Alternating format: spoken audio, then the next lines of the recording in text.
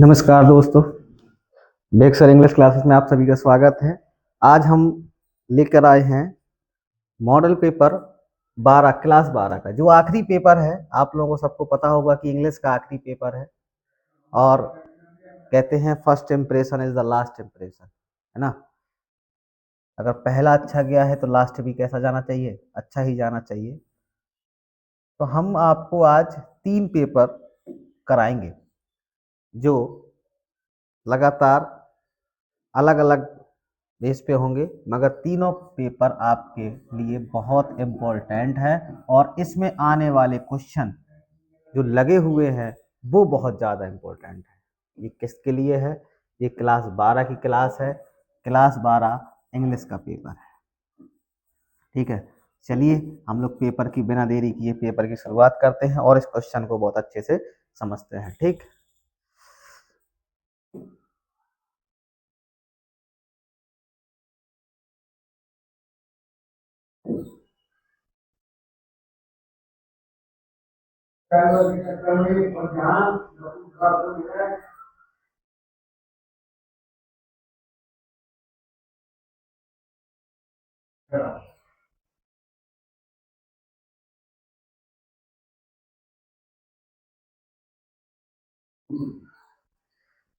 देखिए पहला क्वेश्चन क्या है।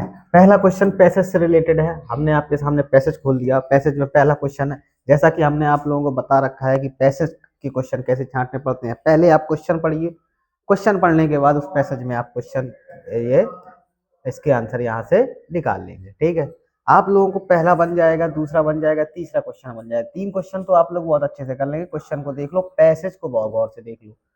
पैसेज दिया है, destruction of forest has a major impact on the productivity. ठीक है, आगे देखते हैं इसका पहला क्वेश्चन क्या होगा जो आपको आने वाला है परीक्षा में। इसमें ई नंबर के सबसे महत्वपूर्ण है। इसमें लिखा है effect, which word in the passage means. Effect का मतलब क्या होता है? प्रभाव। तो आप इसके लिए क्या लिख सकते हैं? रिजल्ट भी लिख सकते हैं। ठीक है, और रिजल्ट के साथ साथ में पार्टिकुलर इंप्रेशन भी लिख सकते हैं। ये आप इसका आंसर दे सकते हैं। ठीक है, विच word in the passage is opposite minor. Minor का क्या होता है? मेजर होता है। क्या होता है? मेजर। अपोजिट वर्ड लिखना है, मेजर लिख देंगे। ठीक है, अगला क्वेश्चन है, what does the phrase biomass. Biomass का मतलब होता है ऑर्गेनिक पार्ट। क्या होता है? Organic, organic part. Organic part कह सकते हैं, ऑर्गेनिक फ्रूट्स कह सकते हैं, ऑर्गेनिक फूड कह सकते हैं। ठीक है, जो न्यूट्रिशन दिया है, नाइट्रोजन दिया, फास्फोर वगैरह, ये सब ऑर्गेनिक में आप लिख सकते हैं। ठीक है, ये आपके फेस थे, पैसेज था। अब देखते हैं हम निबंध की ओर। हमने आपको निबंध बताए हैं। देखिए इसमें हमने 3 निबंध रखे हैं। पहला है India and agriculture country. Bharat एक कृषि प्रधान देश है। इस पर आप पढ़ के जाएं। Ways and measures to educate dowry system, ये दहेज प्रथा का है।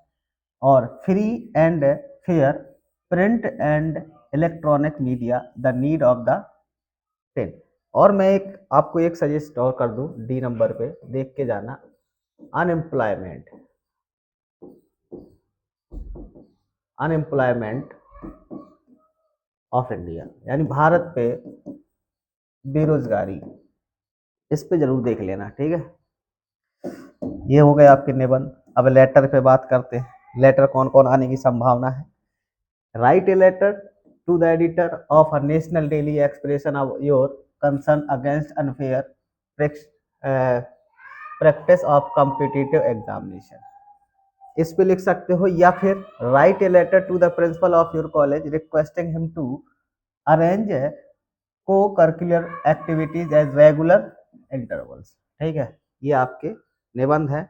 और इलेक्ट्रिसिटी, इलेक्ट्रिसिटी और वाटर सप्लाई का जरूर पढ़ के जाए। वाटर टैक्स, सप्लाई और वाटर टैक्स, इस पे जरूर पढ़ के जाना है। ठीक है, समझ गए। अगला देखिए, ग्रामर पोर्शन सॉल्व करते हैं। पहला क्वेश्चन है ग्रामर पोर्शन में, पहला क्वेश्चन है। देखिए, one who does not believe in the access of God. मैं आपको सिर्फ क्वेश्चन दिखा रहा हूं। ग्रामर के और मीनिंग के आपको आंसर बता दूंगा। इसके बाद आप लोग जाके क्वेश्चन आंसर को आज ही इस पेपर को सॉल्व करें, ठीक है। चाहे तो स्क्रीनशॉट लेते जाएं, कुछ भी करते जाएं, मगर क्वेश्चन इंपॉर्टेंट है, ये पक्का है परीक्षा में इनमें से कुछ ना कुछ आपको मिलने वाला है। One who does not believe in the existence of God is called. इसका आंसर क्या होगा? थेस्ट होगा, डिवोटी होगा, वर्शिपर होगा या एथेस्ट होगा? बताइए इसका आंसर क्या होगा,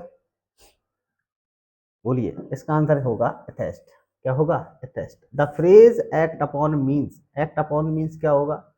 फ्रेज पूछा है, आइटम फ्रेज प्रोवर्ब कहावतें होती हैं, जो मुहावरे होते हैं वो पूछा है, बताइए जल्दी क्या होगा? टू वर्क हार्ड होगा, टू कंडक्ट होगा या टू एडवाइस होगा या टू फॉलो सजेशन होगा? क्या होगा इसका? क्या आंसर होगा? To follow suggestion. सिनोनिम्स पूछा है, कंट्रोवर्सी, कंट्रोवर्सी का सिनोनिम्स क्या होगा? फाइट होगा, एग्रीमेंट होगा, डिस्प्यूट होगा, रिसोल्यूशन होगा? बताइए क्या होगा?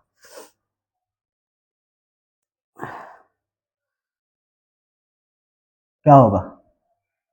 इसका आंसर होगा रिसोल्यूशन। क्या होगा? रिसोल्यूशन।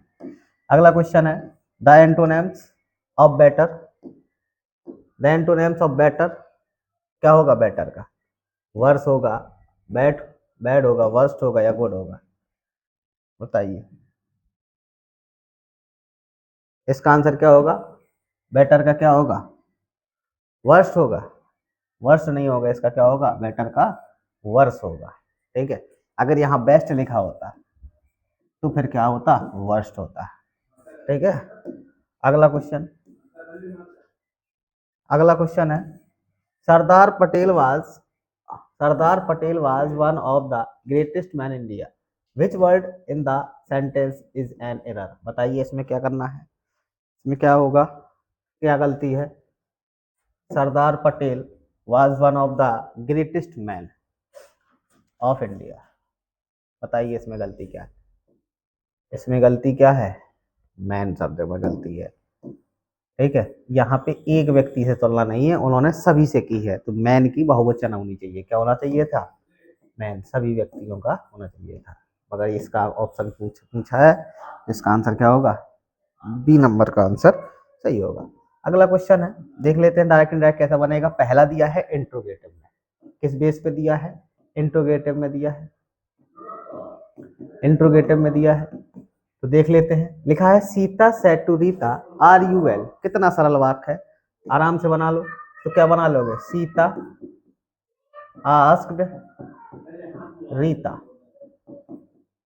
इफ यू को आगे लाएंगे तो क्या हो जाएगा? She is am are change to was were was well, और फुल स्टॉप लगा दो, बन गया। ये है कौन सा? इंट्रोगेटिव का है, इंपरेटिव सेंटेंस का।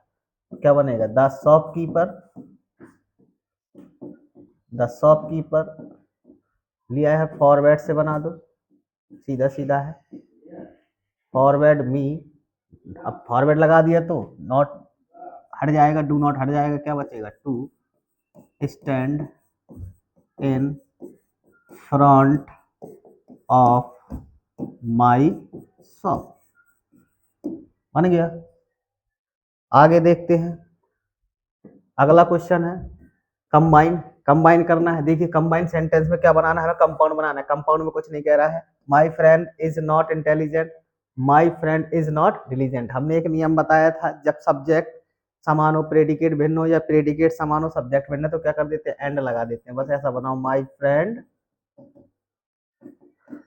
कुछ नहीं करना है, बस दोनों वाक्यों के बीच में एंड लगा दो, बन गया, टेंशन खत्म। ये हो गया आपका compound. The question is too difficult to solve, इसका कॉम्प्लेक्स बनाना है। देखो कैसे बनाएंगे, क्या बना देंगे? रिमूव टू के नियम से बना दो। द क्वेश्चन इज टू की जगह क्या कर देंगे? सो डिफिकल्ट, डिफिकल्ट हो गया। फिर इसके बाद हम क्या लेंगे क्वेश्चन के लिए? इट, फिर क्या लगा देंगे? कैन नॉट बी सॉल्व, ठीक है। ये आपका नहीं, यहाँ पे ऐसा बनेगा। द क्वेश्चन, फिर से देख लो, the question is too difficult, अब इस टू की जगह क्या लगाते हैं? That it can not solve. ठीक है, ये आपका कॉम्प्लेक्स बन गया।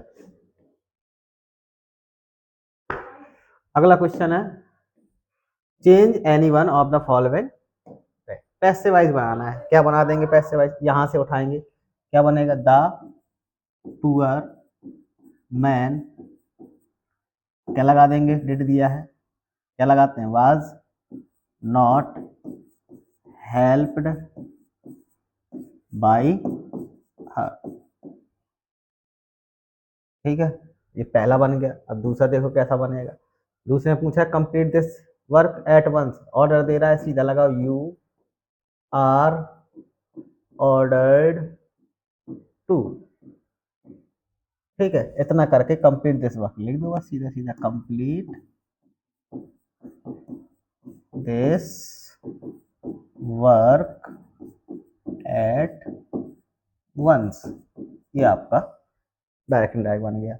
अब बताइए यहाँ पे क्या गलत है,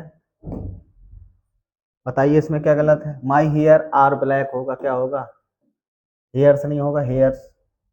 ठीक है, अगला question rich man should help the poors, तो यहाँ पे क्या हो जाएगा, द रिच मैन, यहाँ द लग जाएगा। अगला क्वेश्चन ये हमने आपको बता सकते हैं कंप्लीमेंट और कंप्लीमेंट। एक कंप्लीमेंट का मतलब क्या होता है, पूरक होता है। ठीक है, ऐसे एक फेयर, फेयर का मतलब मेला होता है, एक फेयर का मतलब होता है, आप कह सकते हैं कि चिकना कह सकते हैं, या फिर खुरदरा रफ का उल्टा अपोजिट फेयर होता है, उसको कह सकते हैं।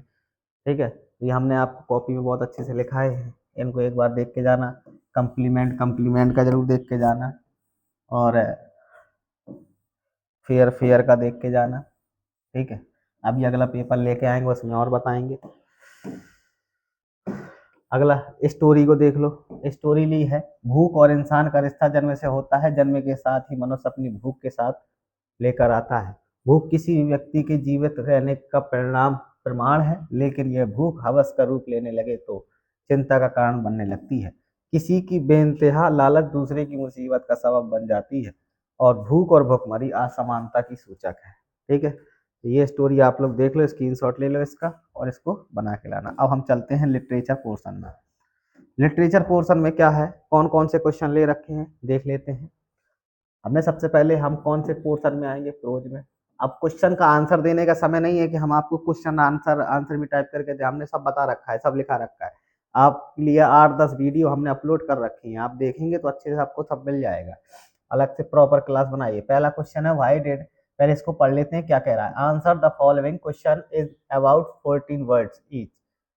Why did the peddler consider the world as a rat trap. चूहेदानी वाला पार्ट है, रेट ट्रैप वाला पार्ट है। या तो ये क्वेश्चन आप कर लें, ये इंपॉर्टेंट क्वेश्चन है। ठीक है, या फिर what did M Hamel say about language and its importance, इसको पढ़ लें। ठीक है, ये पहले पार्ट का है, द लास्ट लेसन का। फिर इसके बाद इन दो में से एक लिखना पड़ेगा आपको। ठीक है, फिर बी नंबर पे देखते हैं, बी नंबर पे रखा है why did children in Seemapuri stay barefoot. ठीक है, या फिर what are the hazard of working in the glass bangle industry. ठीक है, इन दो में से कोई एक। इन क्वेश्चन का स्क्रीनशॉट लेना चाहें तो ले सकते हैं। ये क्वेश्चन है, सब इम्पोर्टेंट क्वेश्चन है, अच्छे से पढ़ के जाना है, गलत नहीं करना है। अब लॉन्ग आंसर आता है। लॉन्ग आंसर हमारा है, लॉन्ग आंसर में हमने रखा है कोई एक लिखना है, एनीवन। ये विशेष ध्यान देना। How did Douglas succeed in overcoming his fear of water, या what made the peddler ultimately change his way. दो में से एक डगलस वाले पार्ट का, डगलस वाले पार्ट का तो इम्पोर्टेंट है, वेरी मोस्ट इम्पोर्टेंट, इसको पढ़ के जाना ही है। ठीक है, अब पोइट्री के पैसेज में आता है। पोइट्री का पैसेज है ए थिंग ऑफ ब्यूटी से लिया गया है।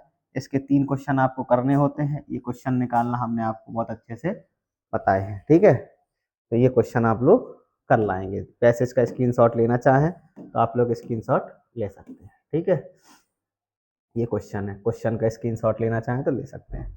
अगला क्वेश्चन है, इसके सेंट्रल आइडिया में हमने आपको बताया था my mother eight 66, a thing of beauty और कीपिंग क्वाइट।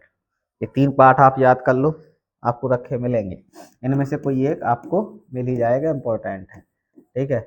और ज़्यादा दिक्कत है तो एक और याद कर लेना, आंट जेनिफर का, बस तो हो गया आपका कल्याण। सप्लीमेंट्री क्वेश्चन में देख लो, सप्लीमेंट्री क्वेश्चन में क्या है, answer the following question in about 14, ठीक है। तो what was the astrologer prediction of the tiger king, बहुत इंपॉर्टेंट क्वेश्चन है, कॉपी में हमने कई बार लिखाया है, इस क्वेश्चन का स्क्रीनशॉट ले सकते हो, पढ़ के जाना है इस क्वेश्चन को, ठीक है। What was the third level where is situated, पहला पार्ट का पहला क्वेश्चन है, कैसा है, पहला क्वेश्चन है, फर्स्ट क्वेश्चन है, ये कॉपी में लिखा है, ठीक है। What had Sam written in his letter Charlie, या फिर how did doctor Sadao operate the white man, बहुत सरल क्वेश्चन है, आप लोग कर लेंगे कि डॉक्टर सदाव ने उस अंग्रेज का कैसे इलाज किया था, ठीक है, इसके बारे में पूछा है। अगला क्वेश्चन है, अगला क्वेश्चन है who was the tiger king, why was he named as the tiger king, ठीक है। या तो टाइगर किंग का लिख देना, या फिर आप डेयरी वाले पार्ट का, लैम मिस्टर लैम वाले पार्ट का याद करके जाना, इन दो में से आने की संभावना पूरी है। तो हमने आपको बताया आज अगला सेट, ठीक है, जो लगभग हमने कितने 10 पहले डाल चुके हैं, उस लगभग आज 11वां सेट होगा ये, ठीक है। आप यूट्यूब में 11 सेट आराम से देख लें, ज़्यादा बड़ी वीडियो नहीं है, 15 मिनट में पूरा पेपर आपको सॉल्व कराया गया है, ठीक है। 15 मिनट में आप अच्छे से देख सकते हैं, अगर 15 मिनट में आप देखेंगे तो आपका 11 पेपर में पूरा पेपर मिलेगा। अब मिलते हैं कल अगले पेपर की ओर, ठीक है, धन्यवाद।